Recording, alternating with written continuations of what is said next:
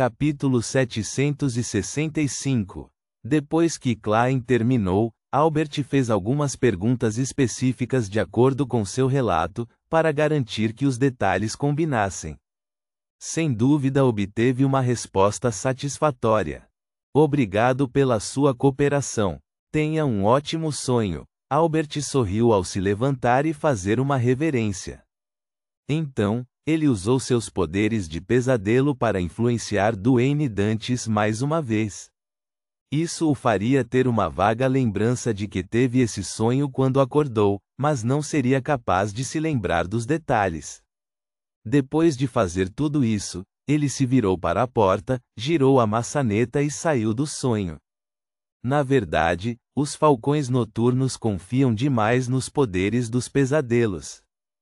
Se eu fosse o líder desta investigação, eu definitivamente elaboraria uma série de perguntas que atacassem o assunto de diferentes ângulos com antecedência, e então faria referências cruzadas para encontrar quaisquer lacunas. O melhor método é recrutar a ajuda da senhorita Justiça na criação de um conjunto de questionários psicológicos profissionais e na obtenção do alvo para interrogar no sonho.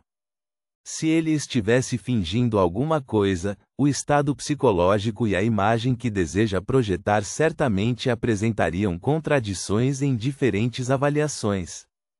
Isto a menos que ele também fosse um especialista em psicologia e consiga identificar os verdadeiros objetivos de cada conjunto de perguntas. Klein recostou-se no sofá e olhou pela janela. Na escuridão, o brilho das lâmpadas da rua parecia fraco e pálido, iluminando os arredores num silêncio sombrio. Klein observou silenciosamente por alguns segundos antes de curvar os lábios e dar um sorriso autodepreciativo. E no porão da Catedral do Santo Samuel, Leonard deu um suspiro de alívio pela primeira vez depois de ver Albert acordar normalmente e ouvir seu relatório. Ele sentiu ainda mais medo do monstro imortal da quarta época. Reticências. Cidade de Prata. Relâmpagos cruzavam o céu, iluminando todas as ruas.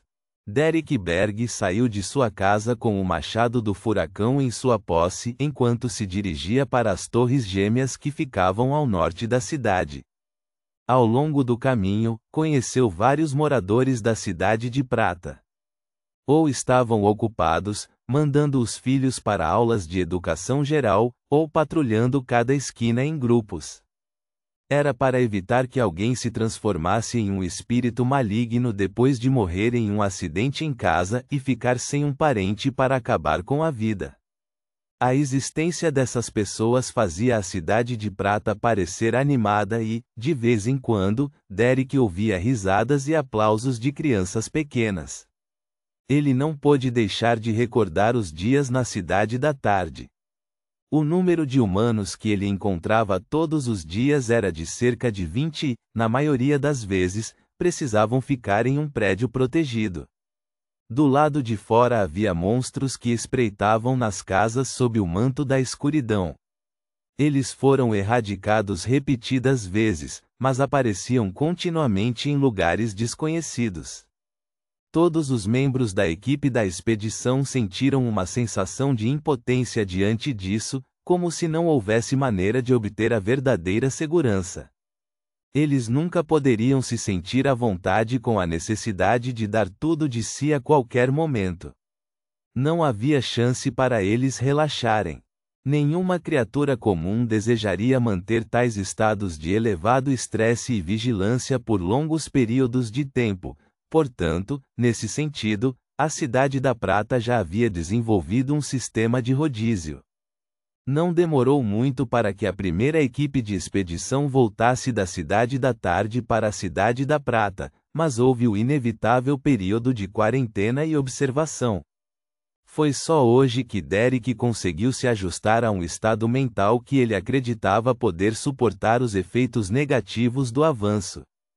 Ele havia relatado anteriormente ao chefe Colin Iliad que havia obtido a fórmula da poção para o notário, e ele foi autorizado a usar essa descoberta para trocar pelos ingredientes Beyonders correspondentes, penas de um pássaro do pacto espiritual. Quanto aos itens que ele devia ao Senhor Lua, ele os obteve patrulhando os arredores de Cidade da Tarde e os passou para ele com a ajuda do Senhor Louco. Depois de avançar, estarei qualificado para selecionar um item místico para Beyonders que não seja de alta sequência. Derek sentiu um pouco de expectativa ao acelerar o passo e chegar às Torres Gêmeas. Embora o armazém de materiais e os itens místicos estivessem todos na torre onde eram vigiados pelo conselho de 6 membros, o objetivo de Derek era o campanário, porque era onde ele poderia trocar seus pontos de contribuição por itens. Assim que estava prestes a entrar no campanário, ele sentiu sua percepção espiritual disparar. Inconscientemente olhou para o pináculo e viu uma mulher com uma túnica preta com estampa roxa parada atrás de uma janela, olhando para ele. Ela tinha cabelos acinzentados prateados, olhos cinza claro e um rosto lindo. Ela não era outra senão uma das anciãs do conselho de 6 membros, Pastora Lovia.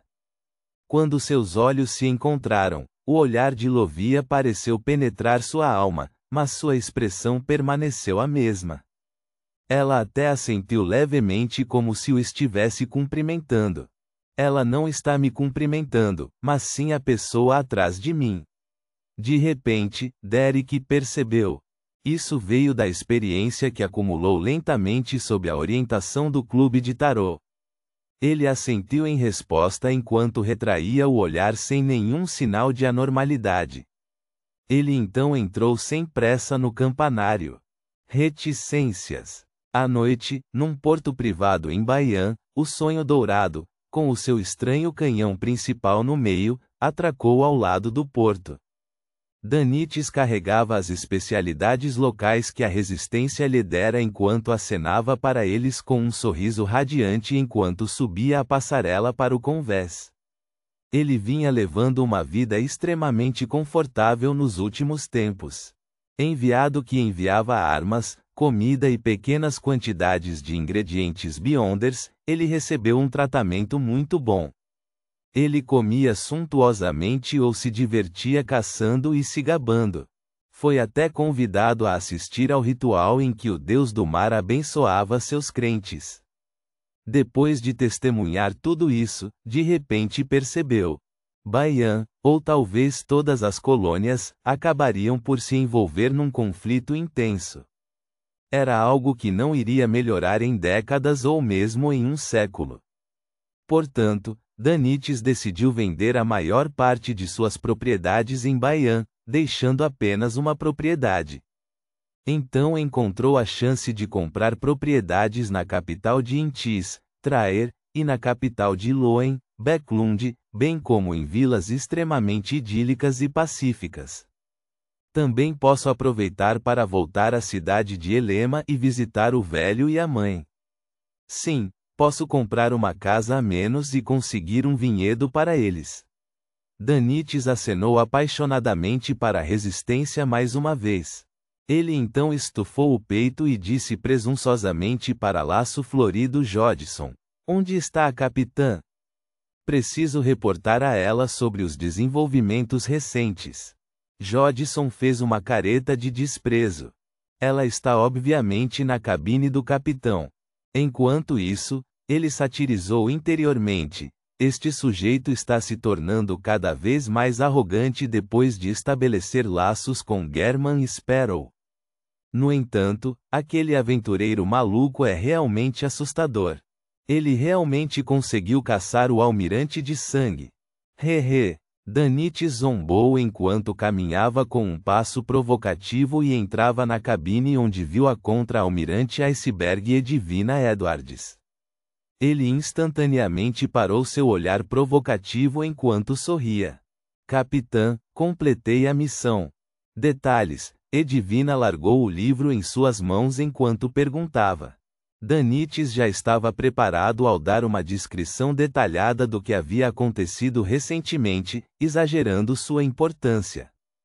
Quando terminou, ele disse: "Capitã, vi German Sparrow, E ele me fez perguntar se houve alguma anormalidade com o cadáver da cantora élfica Ciatas e aquela taça de vinho dourada. Edivina não lhe respondeu diretamente enquanto caminhava até um canto da cabine do capitão. Ali estava um baú de madeira preta. O sonho dourado estava zarpando para a ilha Sônia, então os restos mortais de Ciatas e Mobete permaneceram no navio. Eles foram guardados por Edivina em um baú especialmente preparado. Ajoelhando-se, Edivina abriu a arca de madeira, permitindo que os restos mortais entrelaçados vissem a luz do dia. A taça de vinho dourada quase esmagada foi segurada silenciosamente em uma palma ossuda, sem quaisquer sinais anormais. Não há nada de anormal, Edivina deu a conclusão. Danites lançou um olhar e memorizou a resposta, preparando-se para relatar isso ao poderoso louco quando não houvesse ninguém por perto, para que ele pudesse encaminhar a mensagem ao lunático German Sparrow.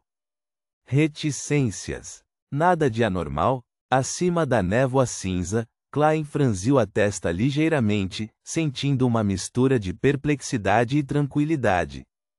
Segundo sua teoria, havia uma grande chance de haver um problema com a taça de ouro. Não ter acontecido nada de anormal superou suas expectativas, no entanto, ele também gostou da resposta.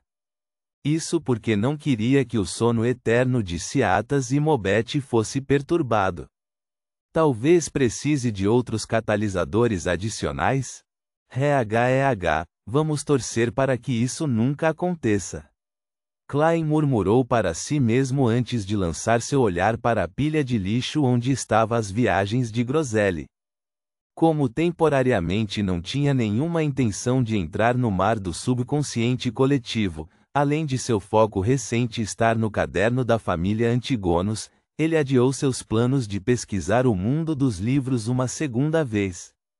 Ufa! Klein exalou, retraiu o olhar e se preparou para a reunião de tarô desta semana.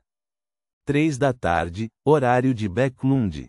Feixes de luz vermelho escuro subiram pelos dois lados da longa mesa manchada, materializando-se em diferentes figuras borradas. Como sempre, Audrey estava de bom humor, ou talvez melhor que o normal. Isso porque seu irmão, Hibert Hall, havia enviado um telegrama informando-a de que a compra dos 10% das ações da companhia de biques de Backlund foi concluída por um total de 12.000 libras.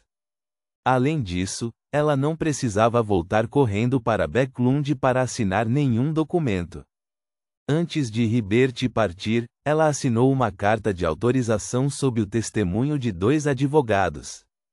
Tudo o que precisava fazer agora era esperar que tudo acabasse antes de assinar uma carta de confirmação para seu irmão. Audrey curvou os cantos dos lábios enquanto se levantava e dizia para a figura sentada na ponta da mesa de bronze que estava escondida pela névoa cinza. Boa tarde, senhor louco tio. Que o senhor louco me abençoe. Espero que hoje haja pistas sobre o fruto de uma árvore carrilhão ilusória. Imediatamente depois disso, ela começou a orar em silêncio. Após trocarem cumprimentos e ocuparem seus lugares, Ketoa não decepcionou as expectativas de Klein. Mais uma vez, ela abaixou a cabeça sem ousar olhar diretamente para ele. Senhor louco, desta vez há 3 páginas do diário do imperador Roselli. Aquela rainha misteriosa ainda não encontrou as pistas do porquê do assassinato do imperador Roselli. Ela ainda está fornecendo páginas do diário através da Madame Eremita. Que pena, estive recentemente no feudo e não tive muito contato com os alquimistas da psicologia. Não consigo nem obter novas páginas do diário. Irei até a Fundação de Busca e Preservação de Relíquias depois de alguns dias para dar uma olhada. Talvez eles tenham encontrado algo. Audrey ouviu com curiosidade. O louco Klein riu. Muito bom. Você pode pensar em sua pergunta. Na verdade, eu sei que a rainha misteriosa já lhe fez a pergunta. Eu me pergunto o que ela está fazendo em Backlund.